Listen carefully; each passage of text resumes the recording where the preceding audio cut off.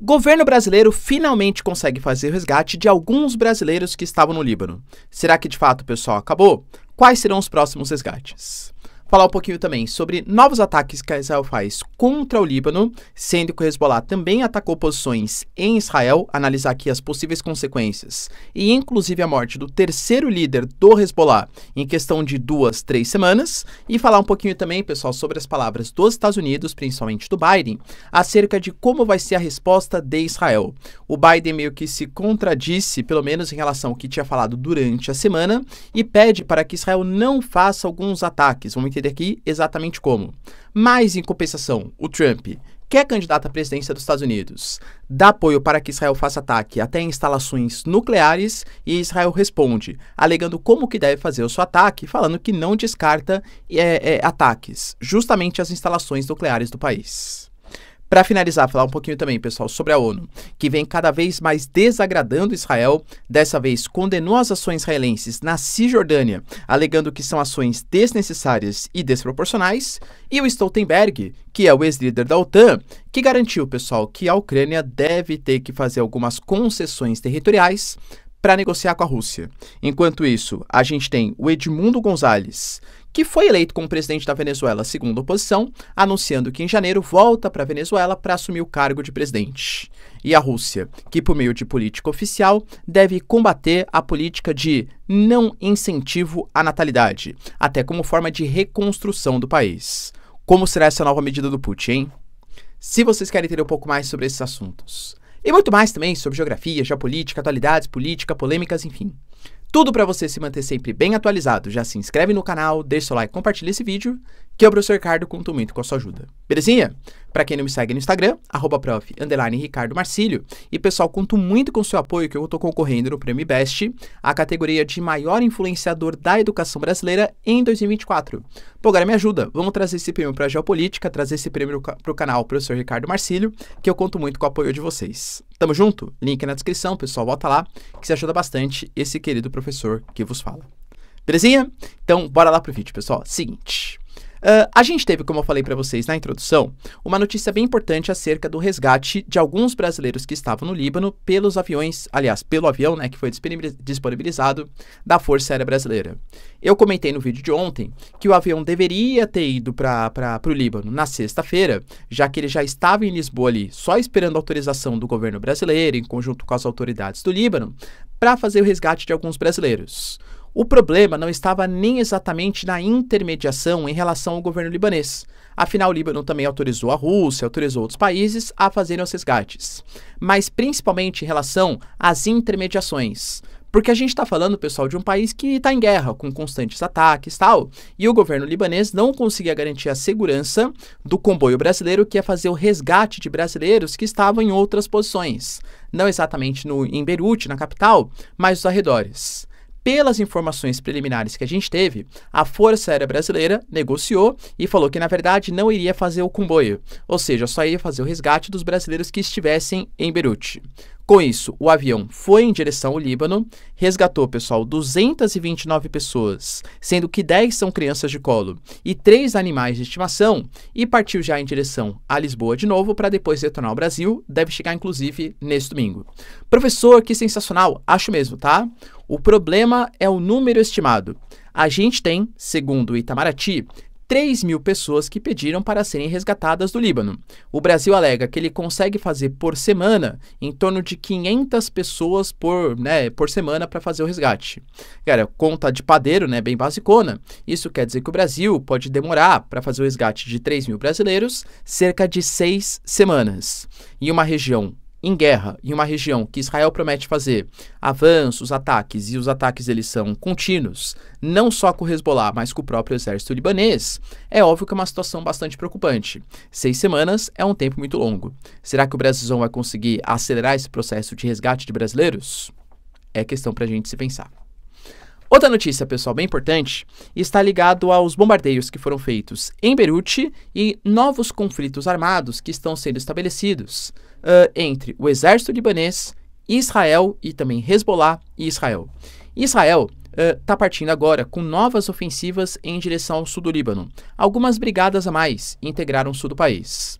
Lembrando, pessoal, que Israel falou que é o objetivo da sua operação militar terrestre acabar com o Hezbollah. Acabar. Eliminar. Estamos falando de o principal grupo do chamado eixo da resistência, excetuando o Irã, claro, mas o Irã é um país, né, não é exatamente um grupo ou um partido, uma milícia como é o Hezbollah, que é extremamente poderoso e extremamente numeroso. Ou seja, se para acabar com o Hamas na faixa de Gaza está demorando quase um ano, e galera, convenhamos que ainda não acabou, embora tenha enfraquecido bastante o grupo, acabar com o Hezbollah deve ser muito mais difícil. A gente fala de uma invasão israelense na década de 80 que durou 18 anos, ou seja, isso pode se prolongar por um tempo bem significativo. Mas Israel vem fazendo alguns ataques, alguns bombardeios bastante significativos. Por exemplo, pessoal, a gente teve, né, segundo Israel, um ataque que foi feito recentemente à inteligência do Hezbollah em Beirute, muito bem sucedido. Inclusive, o terceiro líder do Hezbollah, em questão de pouco mais de 2 semanas, acabou de ser eliminado. As informações elas não são confirmadas, mas o próprio Líbano alega que ele está incontatável, né? Ele não consegue fazer nenhum tipo de contato desde a sexta-feira. Então, muito possivelmente, pelas informações que a gente tem, ele deve ter sido eliminado. Eu diria, pessoal, que o Hezbollah está com alguns problemas de comando, né? Imaginem vocês, quem será que quer assumir o cargo de representante do Hezbollah? Tínhamos o Nasrallah. Quando ele foi eliminado, ele e várias pessoas da alta cúpula do Hezbollah, foi indicado um sucessor. Em questão de 2 horas ele foi eliminado. Agora, pouco mais de uma semana depois, o terceiro sucessor do Nasrallah, que vinha comandando de maneira provisória as ações do grupo, também foi eliminado. Mesmo assim, galera, a gente tem informações do campo de batalha que o Hezbollah ele vem oferecendo sim uma resistência em relação à ofensiva israelense no sul do Líbano e que inclusive alguns ataques foram feitos contra Israel. Os números indicam, pessoal, 200 projéteis que foram disparados nessa sexta-feira, inclusive atacando uma indústria militar de Israel. O quão bem sucedido vão ser esses ataques, novamente, Israel é super bem preparado. Mas claro que, como eu falo para vocês, o Hezbollah, excetuando o Irã, que é um país mega poderoso, nem comparado com Israel, mas é um país bastante poderoso, o Hezbollah também tem o seu poder relativo bastante significativo, principalmente comparado ao Hamas. Enquanto isso, pessoal, o Biden, a gente conversou sobre isso, né? A gente sabe que a sanidade do Biden não está exatamente no 100%, vide, né, que ele foi afastado da campanha eleitoral para colocar a Kamala Harris, também por motivos que possivelmente ele não iria bem nos debates eleitorais, vinha perdendo muita credibilidade, perdendo apoio da classe artística, de vários democratas. Mas ele deu uma declaração na quinta-feira, ou na sexta-feira? Na quinta-feira, né? Que estava em meio... Não, enfim, tá? Mas próximo ali do final de semana, que estava em meio ali a quase uma véspera, momentos antes da viagem que ele faria em direção ao sudeste do país para conferir os estragos do furacão Helene, em direção ali à Geórgia, à Flórida, para saber como que tinham sido os estragos. E fizeram uma pergunta quase de sopetão ali para ele, né? Ô Biden, fala aí pra gente como que tá sendo a ação israelense. E ele falou muito rapidinho, olha, os Estados Unidos estão coordenando uma ação conjunta com Israel para dar a devida resposta. E aí, quando foi perguntado, ele falou, inclusive, que havia possibilidade de fazer ataques contra as instalações petrolíferas iranianas, que seria um dos objetivos militares. Quando ele falou isso, primeiro, pessoal, o Irã, ele já destacou e manobrou vários navios petroleiros do principal porto que é utilizado para fazer o escoamento de combustíveis fósseis. Vale lembrar que o Irã, ele é um dos maiores produtores de petróleo do planeta e uma das principais reservas de petróleo no planeta. Estima-se, pessoal, que 10% das reservas estejam no Irã e que o Irã hoje seria responsável de 4 a 5% da produção de petróleo do mundo. Então, só do Biden falar que havia possibilidade dos Estados Unidos e do Irã de Israel coordenarem um ataque contra o Irã, a gente já teve uma disparada de quase 5% do preço do petróleo. Não só pela capacidade produtiva do Irã, mas porque o Irã faz parte da OPEP, novas sanções que vão ser aplicadas contra o Irã podem afetar a produção de petróleo, reduzir a oferta e aumentar o preço, e claro, porque o Irã controla o Estreito de Hormuz, que é responsável pela passagem de quase 30% de todo o petróleo que é comercializado pelo mundo. E aí a gente sabe que, de novo, né, estamos em meio a uma campanha eleitoral. E se dispara o preço do petróleo, consequência básica é a inflação, porque se o petróleo está mais caro, os combustíveis ficam mais caros. A produção de embalagens, o frete pelo mundo, tudo fica mais caro. Isso começa a afetar o poder de compra do americano, que vai colocar, aliás, é um dos calcanhares de Aquiles do governo democrata, a volta da inflação nos Estados Unidos. Então, Biden, penso eu que é muito mais uma declaração pública para causar alteração no preço do petróleo também, considerou, pessoal, que o principal objetivo, né, do governo americano não vai ser exatamente atacar as instalações petrolíferas. Ele alegou, inclusive, que ele é contra a instalação de petróleo, mas que ele é a favor da volta de algumas sanções contra o Irã. E alegou, inclusive, que os Estados Unidos, o governo Biden, foi o principal auxiliar que mais ajudou o governo de Israel dentre os últimos governos americanos. Por que ele fala isso? Porque corre na mídia americana, inclusive com senadores democratas falando sobre isso, jornais democratas falando sobre isso, que o Benjamin Netanyahu tem certas rusgas com o governo Biden. E, galera, convenhamos, não precisa ser um grande gênio da geopolítica. O Biden teceu críticas ao Benjamin Netanyahu, falou que há um super exagero, condenou algumas ações israelenses, é fato. Mas, e aí o Benjamin Netanyahu, fazendo essas ações militares na Cisjordânia, na faixa de Gaza, no Líbano, possivelmente respondendo ao ataque do Irã, pode causar uma guerra generalizada no Oriente Médio. Sabe a quem prejudica isso?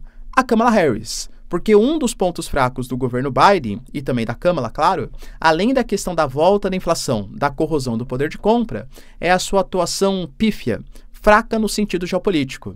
Tanto na Península Coreana, como na guerra Rússia-Ucrânia, como na saída das tropas americanas do Afeganistão, como também na questão palestina, e talvez, galera, ter uma guerra generalizada no Oriente Médio possa ser visto como mais um fracasso da diplomacia do governo democrata, inclusive da Kamala Harris, e acender, enfim, né, maiores vontades populares de votar no governo Trump.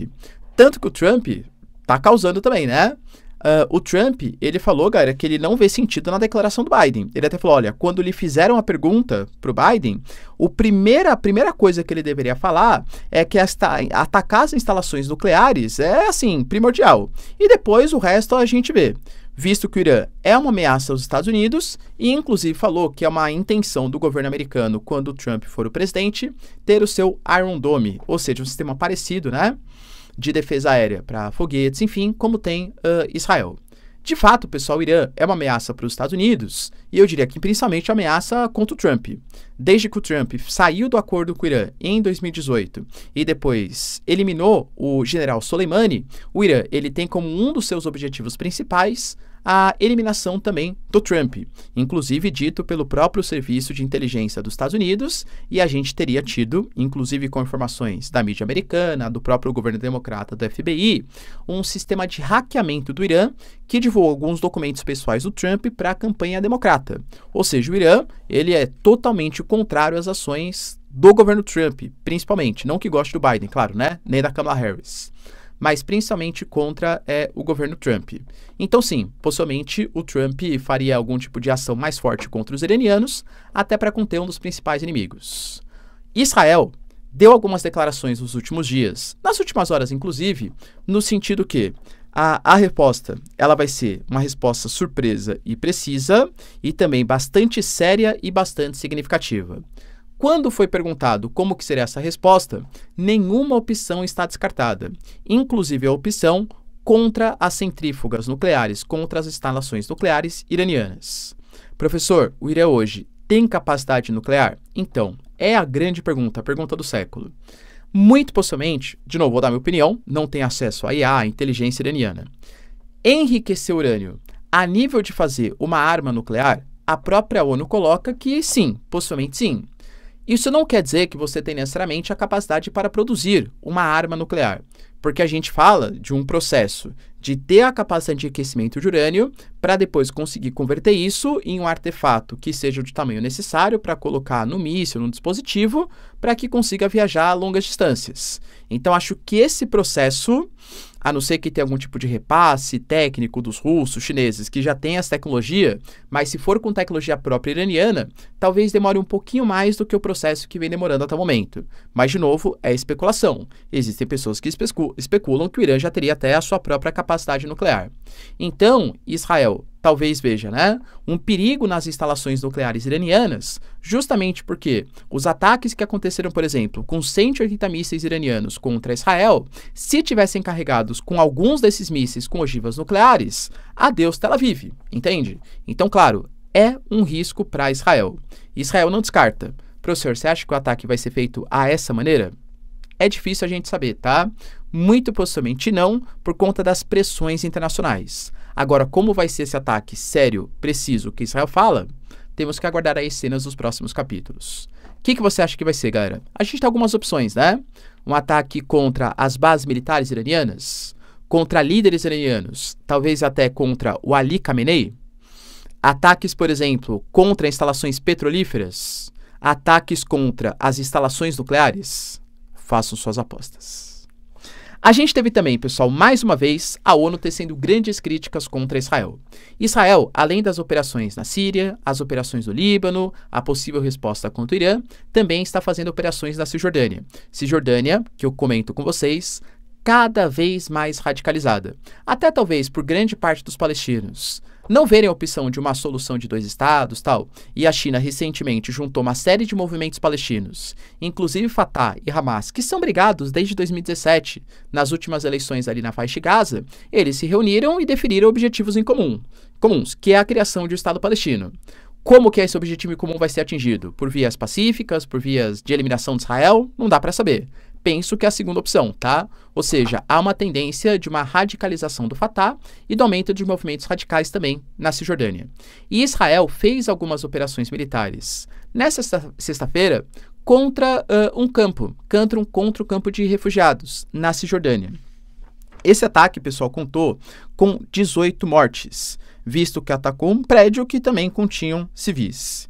Israel fala que nesse ataque que foi feito, ele conseguiu eliminar uma das lideranças do Hamas, inclusive que teria planejado e estaria planejando atentados contra Israel. Mas a ONU coloca que essa atitude de Israel, que causou 18 mortes, vem sendo medidas desnecessárias e desproporcionais, visto que atacar um campo de refugiados, independente dos objetivos que tenham sido atingidos, atenta contra os direitos humanos. Professor, mais o Hamas, professor, mais o Hezbollah, professor, mais a Jihad Islâmica, né? Cara, o que a ONU coloca é que, resumidamente, né? Vou usar uma referência aqui, geek, né? Uma referência meio nerd, mas é verdade, né? Meio que, assim, palavras do Uncle Ben. Só quem é Uncle Ben? Tio do Peter Parker, né? Com grandes poderes, vem grandes responsabilidades. A ONU, tá certo que a ONU também, né? Vamos falar daqui a pouquinho sobre ela, tem algumas posições complicadas. Mas grande parte da comunidade internacional também condena as ações do Hezbollah, do Hamas, etc., mas são grupos considerados terror, enfim, por grande parte da comunidade internacional. Então você não vai esperar desses grupos algum tipo de ação civilizatória, ao contrário de Israel, que é um Estado reconhecido internacionalmente e que deveria respeitar princípios como, por exemplo, a Carta da ONU, tá? Então é aí que residem as críticas. A ONU, pessoal, que já vem sendo criticada, o Antônio Guterres acabou de ser declarado como persona não grata por parte de Israel, se bem que isso foi respondido pelo próprio Conselho de Segurança como um extremismo israelense, até pelos Estados Unidos, tá? Mas a ONU, por exemplo, acabou de anunciar que vai participar da reunião. Na verdade, a agência TASS de Notícias, que é uma agência russa, falou que o Antônio Guterres ele aceitou, junto à Rússia, participar da próxima cúpula dos BRICS, que vai acontecer em Kazan, na Rússia. Essa cúpula dos BRICS, ela vai ser, muito possivelmente, uma das mais importantes dos últimos anos. Porque nessa cúpula dos BRICS, a gente vai ter alguns processos como a desvalorização da economia mundial, muito possivelmente, pessoal, a entrada de novos membros dos BRICS, o estabelecimento de um sistema alternativo de pagamentos, tudo vai rolar na atual cúpula dos BRICS. E muito possivelmente Antônio Guterres estará lá. Ou seja, se já era alvo de críticas, possivelmente o Ocidente vai criticar ainda mais. Até pela presença de algumas figuras, como, por exemplo, a possibilidade do Talibã participar, sim, o Talibã também foi convidado, a possibilidade de Daniel Ortega e também de Nicolás Maduro estarem nessa reunião. E aí, pessoal, presidente da ONU ou representante da ONU deveria estar lá? Deixa aí nos comentários. A gente teve também, pessoal, Edmundo Gonzalez, para quem não sabe, é o presidente da Venezuela, pelo menos segundo a agência Carter, né, pelo menos segundo o Centro Carter, que fica fiscalizando eleições pelo mundo e deliberou que, de acordo com as atas eleitorais que foram analisadas, o Edmundo Gonzalez esteve próximo de 70% dos votos e o Nicolás Maduro só 30%. O Centro Carter fala que é tudo legal, pelo menos na apresentação que eles fizeram, mas que, claro, o anúncio deveria ser feito pelas instituições legais da Venezuela. Então, basicamente, no meu julgamento, a eleição foi legal, mas, né, a Venezuela que tem que deliberar quem deve ser o presidente. E o Edmundo Gonzalez, nesse momento, ele está exilado na Espanha, em um processo um pouco estranho. Por quê? O Edmundo Gonzalez, ele partiu, né, ele estava sendo perseguido, inclusive seria convocado, porque ele foi convocado para prestar uma declaração na justiça venezuelana, se negou 3 vezes, poderia até ser preso, e aí depois divulgaram fotos dele assinando um documento em que ele reconhecia que as eleições foram legais e que o Nicolás Maduro era presidente do país. Depois deliberaram que, na verdade, ele foi obrigado a assinar esse documento. Aí ele fugiu e começou a prestar declarações fora. Aí alguns membros da Venezuela, o quê? O Edmundo Gonzalez está mentindo. Primeiro ele fala que o Nicolás Maduro deve ser reconhecido como presidente, depois fala que é mentira. Vou divulgar alguns áudios, né, do processo e tal. Enfim, galera, algumas histórias um pouco estranhas. O Edmundo Gonzalez, que nesse momento é reconhecido pela Espanha, por vários países europeus, como presidente de fato da Venezuela, anunciou que em janeiro, dia da posse eleitoral na Venezuela, ele volta para o país para assumir a sua posição como presidente da Venezuela. Olha, de verdade, pessoal, duvido muito. Não porque eu acho que a eleição da Venezuela tenha sido legítima, mas porque não acho que vai haver algum tipo de mobilização da comunidade internacional. O tempo joga a favor do Nicolás Maduro. Galera, convenhamos que ninguém mais fala das eleições da Venezuela, meio que perdeu o hype, né? Infelizmente, essa é a verdade. E se ele voltar para a Venezuela, o exército está do lado do governo do Nicolás Maduro, não acho que vai ter algum tipo de mobilização popular contra o regime Maduro, a ponto de haver algum tipo de insurreição, guerra civil, a ponto de quererem eleger o Edmundo Gonzalez. Até porque, cara, claro que cada um tem os seus motivos. Ele alega que estavam ameaçando ele, ameaçando possivelmente membros do seu partido, mas ele ter, entre aspas, fugido e se refugiado na Espanha, na minha concepção, enfraquece o movimento de oposição da Venezuela. O Zelensky, temos várias críticas aqui a fazer contra ele, mas é fato que quando começa a guerra Rússia e Ucrânia, ele fala, não preciso de carona, preciso de armas, de munições. Isso enfraquece, aliás, isso fortalece o nacionalismo ucraniano. Se o Zelensky tivesse fugido e lutado pela Ucrânia, sei lá, dos Estados Unidos, é claro que é mais frágil do que o Zelensky lutando em solo ucraniano. Para finalizar, pessoal, a gente teve também notícias importantes da Rússia. A Rússia alegou, galera, que um dos seus principais formas, né, de continuar com a guerra na Ucrânia, primeiro, a gente vai ter um aumento de quase 30% dos gastos militares em relação ao PIB, isso já para o ano que vem, e deve se manter para 2026, o que possivelmente deve mostrar que a conquista recente de Vuhledar, os avanços que vêm sendo feitos em Donetsk, não devem parar por aí, até por isso Stoltenberg, ele falou, Stoltenberg, que é ex-líder da OTAN, acabou de perder, entre aspas, a posição por Marco Rutte, mas era líder da OTAN até poucos dias atrás. Ele deixou bem claro, tá? Olha, infelizmente, segundo Stoltenberg, a OTAN vê como a posição oficial da Ucrânia que vai ter que ceder territórios. Ele até citou, por exemplo, a guerra entre União Soviética e Finlândia, que aconteceu de 39 a 40, em que 2 países lutavam ali pelas fronteiras, só que no caso, né, a Rússia, a União Soviética tinha invadido uma posição, a Finlândia retomou um pouquinho, e no final das contas os 2 países negociaram e a Finlândia teve que ceder cerca de 10% dos territórios. E ele fala, olha, naquela época a Finlândia cedeu 10% dos territórios, mas conseguiu manter parte da sua fronteira segura até pouco tempo atrás, agora a Finlândia entrou para a OTAN, claro, né? A Ucrânia deve ter que fazer coisas parecidas. Ou seja, a Ucrânia vai ter que aceitar, segundo Stoltenberg, ceder parte do seu território em troca de uma paz ou algum tipo de acordo com os russos. Não sei se o Zelensky vai aceitar, né? Mas enfim. Mas a Rússia colocou, galera, que além do aumento dos gastos militares, tem uma outra proposta para fortalecer as forças militares russas. Pessoas. Como assim, professor? Pessoas. A Rússia está precisando de gente. O Putin, ele acabou de deliberar ali, legalizar uma lei que permite que mais prisioneiros sejam colocados, ao invés de cumprir a pena, lutem na guerra Rússia e Ucrânia, mas só isso não basta. A Rússia vem passando por um processo de queda da natalidade. É um país europeu, assim como vários outros, que vem passando pela queda de natalidade, pelo avanço da urbanização, pela mudança do estilo de vida, pela própria vontade dos casais ou das mulheres de terem uma redução da natalidade, e a Rússia coloca que isso está enfraquecendo o povo russo. Foi falado, galera, no começo do ano, isso com o Putin, tá?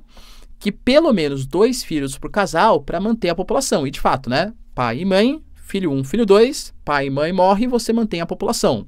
Uma taxa de fecundidade de 2 para manter a população. Hoje isso está muito mais próximo do 1,5 até mesmo do 1 do que exatamente do 2, essa taxa de fecundidade. Então a Rússia atravessa uma queda da sua população, um crescimento vegetativo negativo. E o Putin coloca que o principal motivo para isso, a própria Duma, o parlamento russo, são as políticas, segundo eles, né, do Ocidente, child-free, a propaganda ocidental que vem instigando que as pessoas tenham cada vez menos filhos. Eu não compacto muito com isso, tá? Acho que é muito mais o estilo de vida urbano e a mudança cultural, o maior empoderamento dos casais, das mulheres, que não se vê necessariamente como mães. Se você é mulher, você não tem a obrigatoriedade de ser mãe, enfim, né? Mas o Putin coloca que é como se fosse uma espécie de propaganda ocidental que vem desincentivando a natalidade.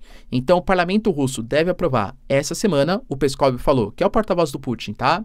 Que vai ser uma das prioridades da Rússia, uma legislação que atue no sentido de punir empresas com multas de até $50 mil que desincentivem a natalidade.